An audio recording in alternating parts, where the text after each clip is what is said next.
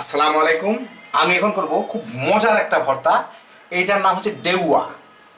দেখেন, এটা আমাদের বাংলাদেশি ফল। এই যে আমি ডেউয়া একটা কিনছি, এটাকে বলে ডেউয়া। এই যে ছবিগুলো দেখতে পাচ্ছেন, এই ছবির জিনিসগুলোর নামই হচ্ছে ডেউয়া। রাস্তাঘাটে দেখবেন অনেক বিক্রি হয়। খাইতে কিন্তু খুবই মজা, ভর্তা করলে হ্যাপি জোশ। এই সময় খুব পাওয়া যাচ্ছে। অনেকে দেখতে চাইছিলেন যে ডেউয়া ভর্তা। এই যে দেখেন, এটাকে বলে ডেউয়া। এই ডেউয়াটা আমি নিয়ে নিচ্ছি। এখন এই ডেউয়াটা অ্যাকচুয়ালি এটাকে ছিলে নিতে হয়। অনেকটা পাতলা চোচাগুলো আমের মতোই ছিলে যায়। তো আমার ব্যাগের মধ্যে আনতে আনতে এটা কিছুটা ভর্তা হচ্ছে। দেখতে কিন্তু এরকম একটু এবড়ে খেবড়ে উঁচা নিচা কেমন জানি দেখতেছেন, ঠিক এই একই অবস্থা এটা দেখতে। আমার মোড়ক পর্যন্ত বলে দিচ্ছে যে হ্যাঁ ঠিক করবে, মানে আমি সত্যি কথা বলতেছি আর কি। তো যাই হোক, ওটাকে এইভাবে আস্তে আস্তে করে আমি এই পুরা জিনিসটাকে সুন্দর করছি। ভর্তা করা খুবই সোজা। এটাকে উপরের চোচাটাকে ফেলে নিতে হবে আর কি। এই যে আস্তে আস্তে এরকম করে ইয়ের মতো উঠে যাবে, আমের মতো চোকলা উঠে যাবে এইটার।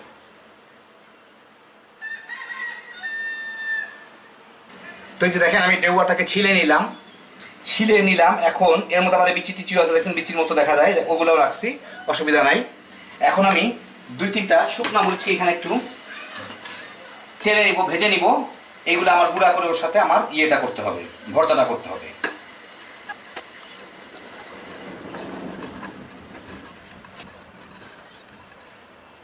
তো ভাজা হয়ে গেল আমার মরিচগুলা। একটু ঠান্ডা হইলেই আমি এগুলোকে গুঁড়া করে ওর সাথে মিশাই ভর্তা করে দেখাচ্ছি আপনাদেরকে। তো সেই মরিচগুলো আমি এরকম একটা প্লাস্টিকের মধ্যে নিয়ে হাত দিয়ে চাপ দিলাম, চাপ দিয়ে এভাবে গুঁড়া করে নিলাম। এতে আমার হাতও বাঁচলো, ইয়ে হইলো। আপনাদের অনেকের প্লাস্টিক অ্যালার্জি থাকতে পারে, তারা চোখ বন্ধ করে রাখেন, দেখেন না। এটা আমার কাছে সবচেয়ে সহজ পদ্ধতি মনে হয়, সেই জন্য আমি এইভাবে করছি। যাই হোক,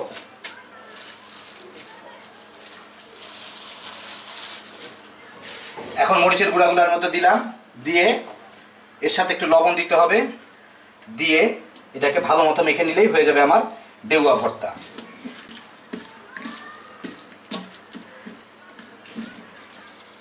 তো দেখেন, এই হয়ে গেল আমার ডেউয়া ভর্তা। এখন এটা একটা কাচের ভালো একটা জিনিসের মধ্যে নিয়ে দেখাই আপনাদের, দেখতে বহুত সৌন্দর্য লাগবে।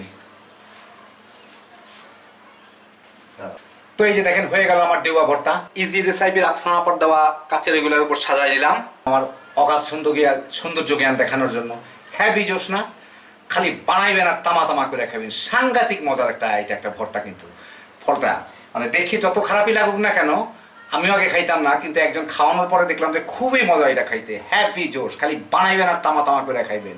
এমনকি ঈদের দিনও খাইতে পারেন। ঈদের দিন যে আপনি ভর্তা খাইতে পারবেন না কিংবা ফল খাইতে পারবেন না, এমন কোনো আইন হাদিস কোনো জায়গায় নাই।